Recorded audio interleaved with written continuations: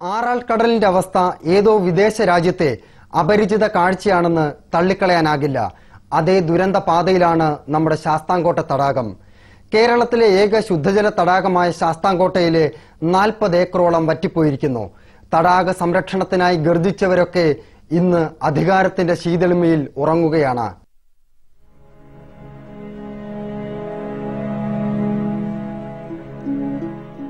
ഈ മൺവിള്ളലുകളിൽ മരുഭൂമിയുടെ പ്രവചനമുണ്ട്.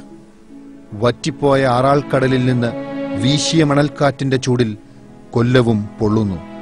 കാരണം ആറാൾക്കടലിനെ പോലെ ശാസ്താംകോട്ട തടാകവും വരണ്ടുകൊണ്ടിരിക്കുകയാണ്. ശാസ്താംകോട്ട തടാകത്തിന്റെ 40 ഏക്കറോളം സ്ഥലം വറ്റിക്കഴിഞ്ഞു. കയ്യേറ്റവും പ്രകൃതി ചൂഷണവും സർക്കാർ അനാസ്ഥയും ഒത്തുചേരുമ്പോൾ ഈ തടാകം വരണ്ടുണങ്ങി ഇല്ലാതാവുകയാണ്. കടലുപോലെ പരന്നുകിടന്ന ശാസ്താംകോട്ട തടാകം ഓർമ്മയിലെ നനവ് മാത്രമായി അവശേഷിക്കുന്നു. ഇതിനോട് ആർക്കൊരു താല്പര്യമില്ലേ കായലിനോട്. മറ്റുള്ള ആൾക്കാർക്കെല്ലാം വലിയ വലിയ ആൾക്കാർക്കെല്ലാം കുടിക്കാനുള്ള വെള്ളം അതും ഇതെല്ലാം കിട്ടുന്നുണ്ട്. ഞങ്ങൾക്കാണെങ്കിൽ അതില്ല. ഇവിടുത്തെ കിണറിലുള്ള വെള്ളം പോലും വറ്റി തുടങ്ങിയിട്ടുണ്ട്. ഒരു പാടത്തിന്റെ വീട്ടായി പോയി. ഇത്രത്തോളം ഈ നിൽക്കുന്ന ഭാഗത്ത് വരെ ശരിക്കും വെള്ളമായിരുന്നു. വെള്ള സമയത്താണെങ്കിൽ നമുക്കിവിടെ തുള്ളിച്ചാടി നടക്കാം. നീന്തി തുടിക്കുന്ന സ്ഥലം തന്നെയായിരുന്നു ഇത്. അങ്ങനെ തന്നെ പറയാം.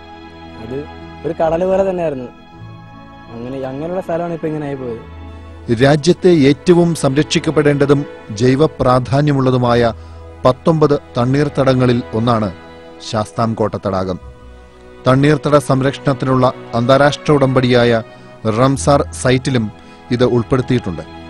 4.25 ചതുരശ്ര കിലോമീറ്റർ ആയിരുന്നു ശാസ്താംകോട്ട തടാകത്തിന്റെ വിസ്തീർണം. എന്നാൽ തടാകത്തിന്റെ കിഴക്കൻ ബണ്ട് പ്രദേശം വറ്റിക്കൊണ്ടിരിക്കുകയാണ്. കഴിഞ്ഞ ഏതാനും വർഷങ്ങളായി തുടരുന്ന ഈ പ്രതിഭാസം അധികാരികളെ മാത്രം വേദനിപ്പിച്ചില്ല. തിരിച്ചറിവിന്റെ ഒരു ജലഗണം പോലും ഈ ഭൂതലത്തിൽ വീണതുമില്ല. ഒരു ദിവസം 1 സെന്റിമീറ്റർ വെള്ളം കുറയുന്നത് 97 ഏപ്രിൽ മെയിലാണെങ്കിൽ ഇത് 2010 ഫെബ്രുവരി ആദ്യം തന്നെ വെള്ളം അതിൽ കൂടുതൽ വറ്റിക്കൊണ്ടുപോയി.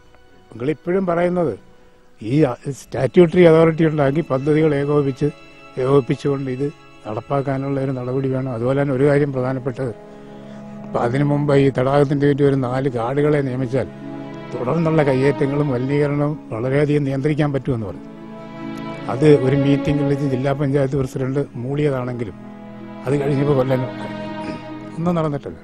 വറ്റിപ്പോയ പ്രദേശങ്ങളിൽ ഇനി ഒരിക്കലും വെള്ളം നിറയില്ല എന്നതാണ് ഏറ്റവും ദുരന്തപൂർണമായ കാര്യം.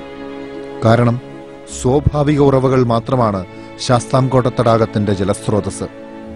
കല്ലടയാറിൽ നിന്നാണ് ഇവിടേക്ക് ഊറ്റുവെള്ളം എത്തിയിരുന്നത്. കല്ലടയാർ അഷ്ടമുടിക്കായലിൽ പതിക്കുന്നതിന് തൊട്ടുമുമ്പുള്ള സ്ഥലമായ പടിഞ്ഞാറേ കല്ലടയിൽ നിന്നാണ് ഏറ്റവും കൂടുതൽ ഊറ്റിറങ്ങിയിരുന്നത്. ആ പ്രദേശത്തെ പുറം മണ്ണ് ചെളി നിറഞ്ഞതാണെങ്കിലും അതിനടിയിൽ വൻ മണൽ ശേഖരമുണ്ടായിരുന്നു. ഈ മണലിലൂടെ പുഴവെള്ളം ഇറ്റിയിറങ്ങി ശാസ്താംകോട്ട തടാകത്തിലെത്തി വ്യാപിച്ചു പരന്നു. എന്നാൽ മണൽ ശേഖരം കൊള്ളയടിക്കപ്പെട്ടതോടെ തടാകത്തിലേക്കുള്ള ഈ ജലസ്രോതസ് ഇല്ലാതായി. വൃഷ്ടിപ്രദേശത്തെ കയ്യേറ്റവും വ്യാപകമായതോടെ ഊറ്റെല്ലാം അടഞ്ഞുപോയി. ഇപ്പം ഈ 1250 ഏക്കറും അവിടെ ഒരു കുഴപ്പമില്ലാതെ കിടന്നതാണ്. അപ്പം അതിനുശേഷം കഴിഞ്ഞ 10-60 വർഷമായിട്ട് കയ്യേറ്റവും പിന്നെ കയ്യേറ്റത്തെ തുടർന്നുള്ള പതിച്ചെടുക്കലും അതുപോലെ കെട്ടിട നിർമ്മാണം, കൃഷിക്ക് വെട്ടും കളയും, കീടനാശിനി അടക്കമുള്ള വളപ്രയോഗം, ഇതെല്ലാം കൊണ്ട് മണ്ണ് ഇങ്ങനെ ടൺ കണക്കിന് ദിവസവും ഇടിഞ്ഞിറങ്ങി. അതിൻ്റെ കൂടെ മലിനീകരണം, ഈ തടാകത്തിൻ്റെ തീരം മുഴുവൻ കക്കൂസ് ഇല്ലാത്തവർ ഉപയോഗിക്കുന്നുണ്ട് ഇപ്പോഴും. അപ്പോൾ അവർക്കെല്ലാം കക്കൂസ് കെട്ടാൻ വേണ്ടി 36,85,000 രൂപ കേന്ദ്രം കൊടുത്ത് കണക്കെഴുതി തള്ളി. പക്ഷേ കക്കൂസ് എവിടെ ഉണ്ടായതായിട്ട് ആരും പറയുന്നില്ല. ഈ സാഹചര്യത്തിലാണ് തടാകത്തിന്റെ സംരക്ഷണത്തിനായി സ്റ്റാറ്റ്യൂട്ടറി അതോറിറ്റി വേണമെന്ന ആവശ്യമുയർന്നത്. നിലവിൽ തടാകത്തിന് അധികാരികളില്ല. തടാകത്തിലെ വെള്ളം ജലവിഭവ വകുപ്പിനും കരപ്രദേശം റവന്യൂ വകുപ്പിനും അവിടുത്തെ മരങ്ങൾ വനം വകുപ്പിനും കീഴിലാണ്. എന്നാൽ തടാക സംരക്ഷണം മാത്രം ആരുടെയും ആകുലതയായില്ല. സ്റ്റാറ്റ്യൂട്ടറി അതോറിറ്റി രൂപീകരിച്ച് എല്ലാ പദ്ധതികൾക്കും ഏകീകൃത സ്വഭാവം കൊണ്ടുവരണമെന്ന ആവശ്യം അധികാരശീലിതമയിൽ വാഴുന്നവരും മറന്നു.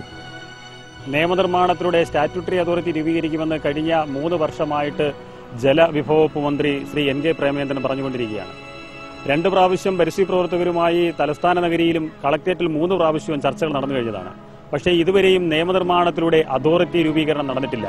പക്ഷേ ഈ ഗവൺമെന്റ് കാലഘട്ടത്തിൽ ഇനി ഏതാനും 2-3 നിയമസഭാ സമ്മേളനങ്ങൾ മാത്രമായിരിക്കും ഉണ്ടാകുക. ഈ സമ്മേളനത്തിലെങ്കിലും ഒരു അതോറിറ്റി രൂപീകരിക്കാൻ കഴിഞ്ഞില്ല എങ്കിൽ തടാകം സംരക്ഷിക്കാൻ കഴിയത്തില്ല എന്നുള്ള അവസ്ഥയിലാണ് നിലനിൽക്കുന്നത്. പ്രഖ്യാപനങ്ങൾ നടപ്പാക്കാതിരുന്ന സർക്കാരുകളും ഈ ദുരവസ്ഥയ്ക്ക് കാരണക്കാരാണ്. 1997 തന്നെ തടാകത്തിനായി ശുദ്ധജല സംരക്ഷണ സൊസൈറ്റി രൂപീകരിച്ചു. എന്നാൽ അത് ക്വാറം പൂർത്തിയാക്കി യോഗം ചേർന്നില്ല. 2005 25 കോടി രൂപയുടെ പദ്ധതി വിഭാവനം ചെയ്തുവെങ്കിലും നടപ്പായില്ല. ഇതിനിടെ ഗ്രീൻ വില്ലേജായി പ്രഖ്യാപിച്ചുവെങ്കിലും ആ പദ്ധതിയുടെ ഓഫീസ് പോലും തുറന്നില്ല. UDF ഭരണകാലത്ത് TM ജേക്കബ് 17.5 കോടി രൂപയുടെ പദ്ധതി പ്രഖ്യാപിച്ചു. അതും ഫലവത്തായില്ല. പാഴായി പോയ പ്രഖ്യാപനങ്ങളുടെ മരുഭൂമിയിൽ മൺപാളികൾ വീണ്ടും വിണ്ടുകീറി.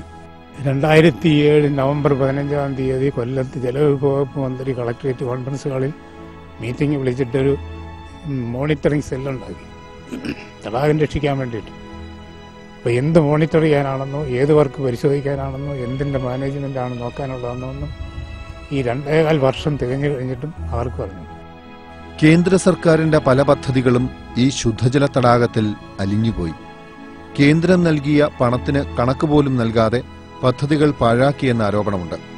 റംസാർ സൈറ്റിൽപ്പെടുത്തിയ ശാസ്താംകോട്ട തടാകത്തിന് ഐക്യരാഷ്ട്രസഭയുടെ വരെ സഹായം ലഭിക്കുമെന്നിരിക്കെയാണ് ഈ ദുരവസ്ഥ. കേന്ദ്ര ഗവൺമെന്റ് കഴിഞ്ഞ 3 വർഷത്തിന് മുമ്പ് 37 ലക്ഷം രൂപ അനുവദിച്ചിട്ട് അതിന്റെ കണക്ക് കൊടുക്കാൻ കഴിഞ്ഞിട്ടില്ല എത്രത്തോളം രൂപ ചെലവഴിച്ചിട്ടുള്ളൂ എന്നുള്ളത്.